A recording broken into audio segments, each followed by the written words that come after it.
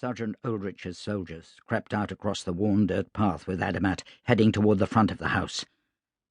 Adamat knew there were another 8 behind the house. 16 men in total. They had their numbers. They had the element of surprise. Lord Vetus's goons had Adamat's children. Adamat paused at the front door.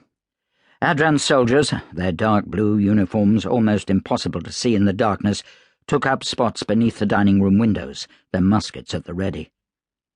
Adamat looked down at the door. Faye had chosen this house instead of one closer to town, in part because of the door.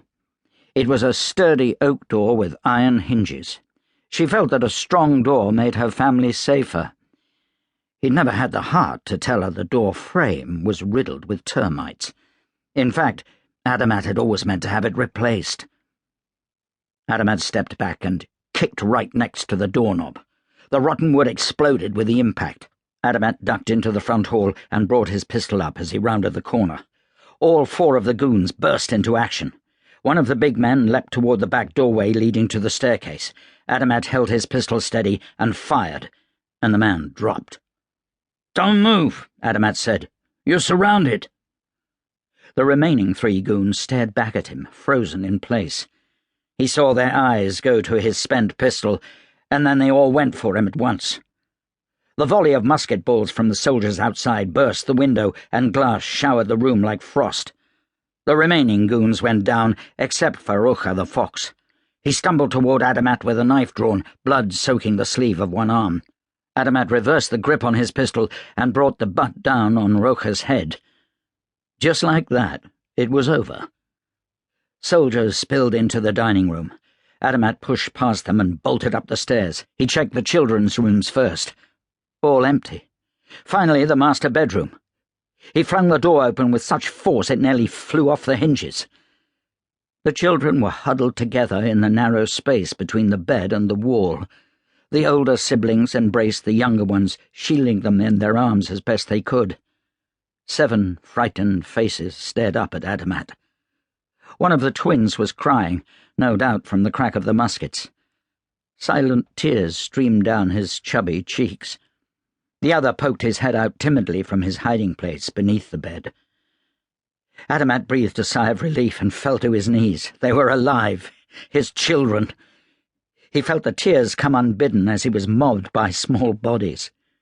Tiny hands reached out and touched his face. He threw his arms wide, grabbing as many of them as possible and pulling them closer. Adamat wiped the tears from his cheeks. It wasn't seemly to cry in front of the children. He took a great breath to compose himself and said, "Omeya, you're safe. I've come with Field Marshal Tamas's men." Another round of happy sobs and hugs followed before Adamat was able to restore order. "Where is your mother? Where's Joseph?" Fanish, his second oldest, helped to shush the other children. "They took Astrid a few weeks ago," she said, pulling at her long black braid with shaking fingers. "Just last week they came and took Mama and Joseph." "Astrid is safe," Adamat said. "Don't worry. Did they say where they were taking Mama and Joseph?"